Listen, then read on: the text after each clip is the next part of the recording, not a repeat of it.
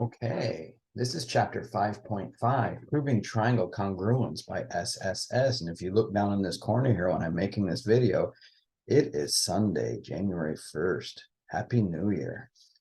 Okay, essential question. What can you conclude about two triangles when you know the corresponding sides are congruent? What you will learn in this chapter is use the side or SSS congruence theorem and use the hypotenuse-leg or HL congruence theorem. So let's take a look. Okay, so before we get into any examples, there is a theorem. So it says using the side congruence theorem. It's theorem 5.8. Side SSS congruence theorem.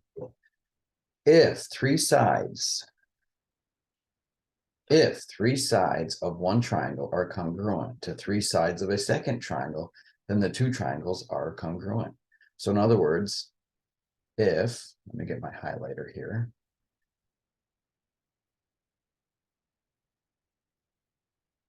If AB, the side here, is congruent to DE, notice there's one congruence marker on those, and BC, oops, let me make that thinner.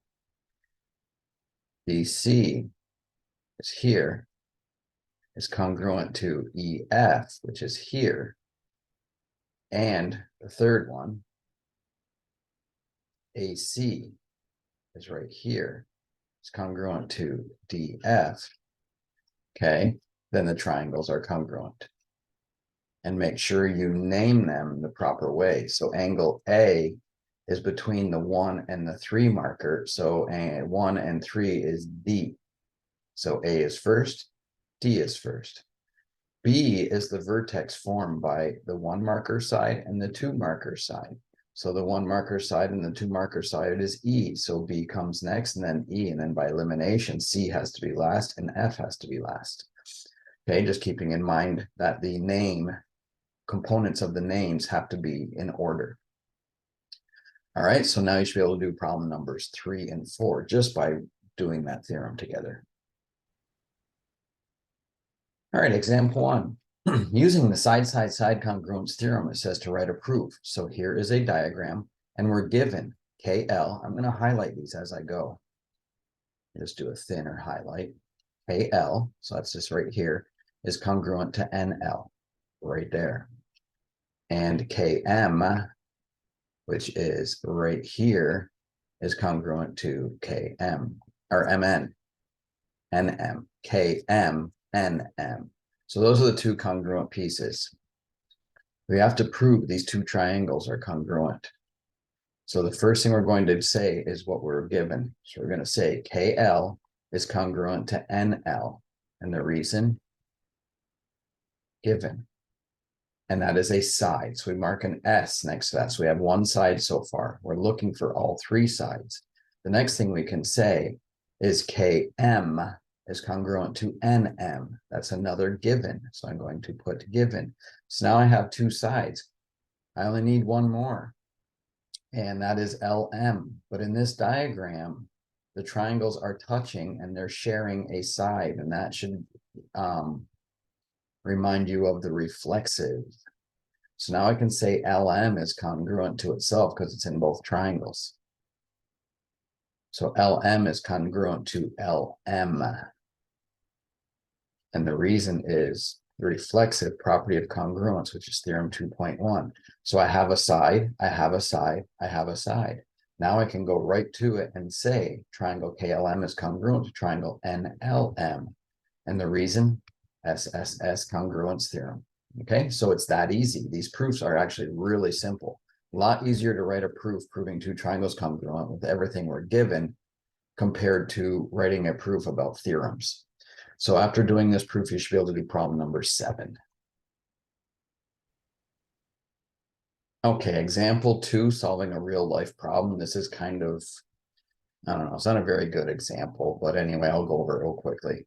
It says, explain why the bench with a diagonal support is stable, while the one without the support can collapse. Okay, so we're given two triangles here.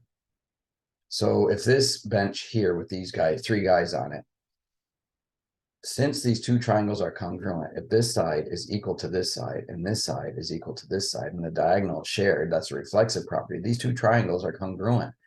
So with that diagonal support, with the triangles being congruent, that's the only way we can write these two as congruent, whereas all these side lengths are equal in this rectangle. But if we start to push it one way and they tilt and collapse, the lengths of the sides are always the same.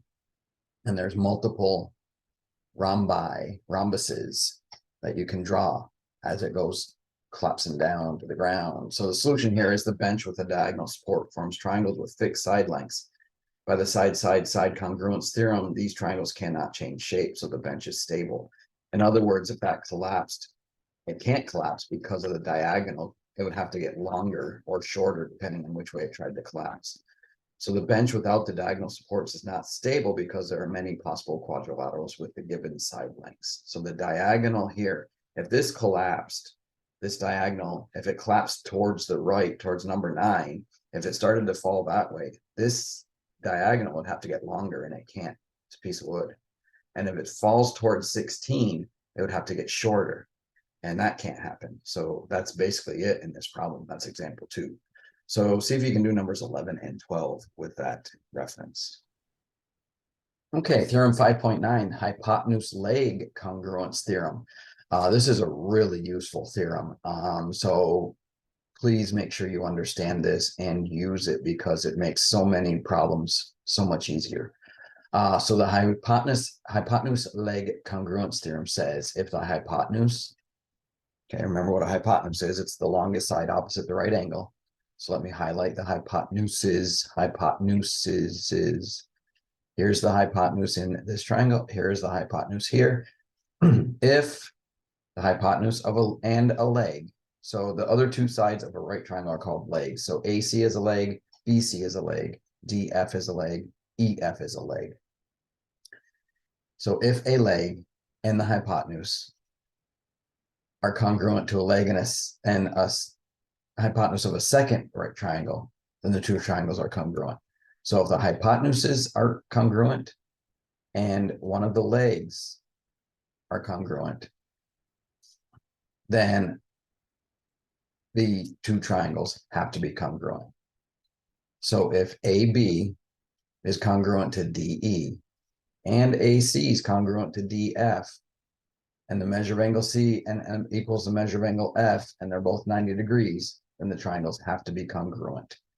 Okay, because since those are 90 degrees, we cannot change the length of AB and DE because they're opposite to that right angle. So BC has to equal EF.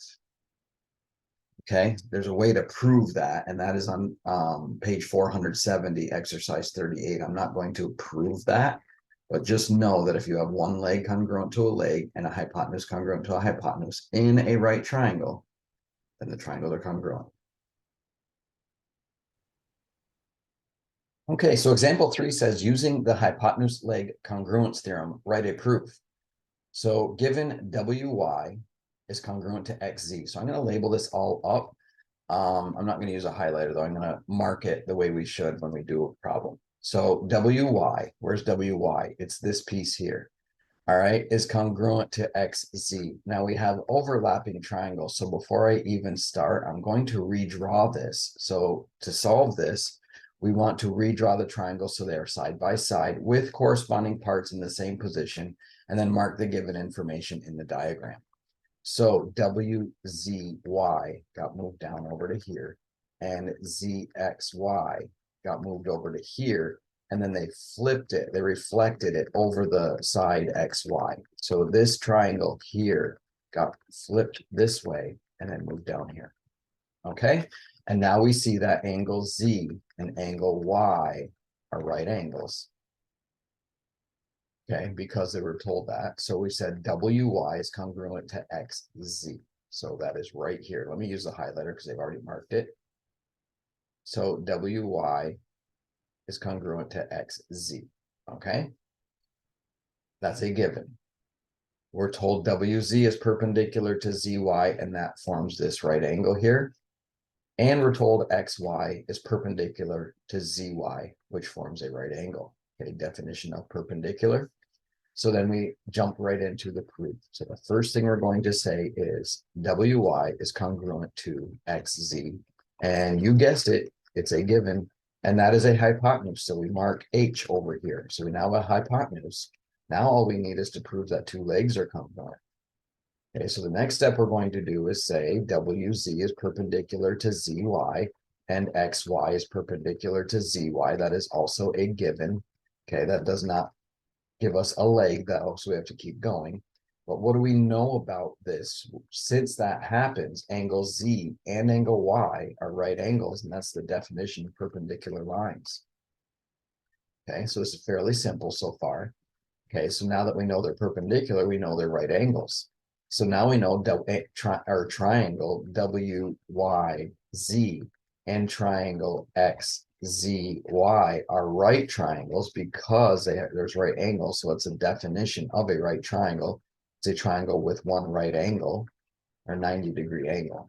Okay, so now we have a right triangle congruent. Well, we're trying to prove two right triangles are congruent, and we now know they are hypotenuses. Okay, so what's next? Now we can say ZY, the base, is congruent to ZY. Okay, notice they were shared up here, so I'm going to highlight that.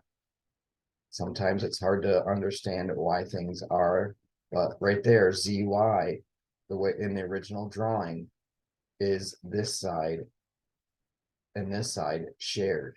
Okay, so we know that those two sides are congruent to themselves. ZY is congruent to YZ, and that's a reflexive property of congruence. So now I have a leg and I have a hypotenuse. There's the leg marked right here. So now I can say the two triangles, what we're trying to prove, triangle WYZ is congruent to triangle XZY, and the reason is the hypotenuse leg congruence theorem. Okay, so that's it. That's all you got to do. Okay, example 4 is going to be harder to explain than it is to understand, I think. Example 4 says using the hypotenuse-leg congruence theorem, we have a television antenna, and it's perpendicular to the plane. In other words, it's perpendicular to the ground containing points B, C, D, and E. So B, C, D, and E are all on the ground, and this ground is perfectly flat. There's no hills. It's just a flat surface, okay? Kind of like a football field, perfectly flat, and AE is perpendicular to that base. So for starters, I can draw separate triangles now. And if I just draw this is AE. And since I can draw AE, and then if I draw, why did I get larger? And then if I come over to here, like so, all right, now I have ED. So I am going to label that A, E, and this is D. Now I'm going to copy this to show that it's equal. So AE, now I'm going to move this over here, and I'm going to put it there. And then I'm going to draw another segment. And I'll go this way this time, but I want it the same length as DE. Okay, so how about I just copy DE instead of drawing it again? So if I copy this, come on, and move it over here like so, and now I'm going to label this. So this is A, and this is E, and this is B. Okay, so I'm going to do it one more time. I'm going to copy the tower, and this time I'm going to put it down here. So now I have, this is A, and this is E. Okay, and then I'm going to copy, I'll go this way again because it's off to the right. And I'm going to copy this piece. And I'm going to put it right here. and I'm going to label that C. Okay, so we have AE, AE, AE. Those are all shared sides. That's the tower. There are three different, they're called guy wires. There are three different guy wires. So the guy wires in each problem I will do as a different color. So let's do this. And since I used red, I'll use red. So here's our guy wire AD. That is this one right here. And then I'm going to switch colors to green. And that will be my side AB. That's the wire going down from A back here to B. And then finally, switch it to blue. I'm going to draw guy wire AC. And that is this one coming down to the point C on the ground. So what we were told is AE is perpendicular to EB. So that right there tells me I have a right angle right here. AE is perpendicular to EC. That means this is a right angle. And AE is perpendicular to ED. So that is right there. And AB is congruent to AC. So here's AB, here's AC, is congruent to AD. All right, that's what we're given. So we're given these are right triangles and the hypotenuses are equal. Well, guess what? It's the tower that's sharing all three triangles. The side that is shared by all three triangles is the tower. The tower is AE. The tower is AE. The tower is AE. So AE is congruent to AE is congruent to AE by the reflexive property. So that's how we prove the triangles are congruent by HL. Okay, hopefully that makes sense to you. That's about it. So since we were given the sides were perpendicular and the guy wires are all equal in length, then we have hypotenuse leg because the tower is shared in all three triangles. Okay, hopefully that made sense to you. And now you should be able to do problem number 22. Okay, so that brings us to the end of chapter 5.5, and there weren't very many problems I assigned to this exercise, so I added 37 through 40, which are review questions. So please do these problems, and thanks for watching, and have a happy new year, and have a great day.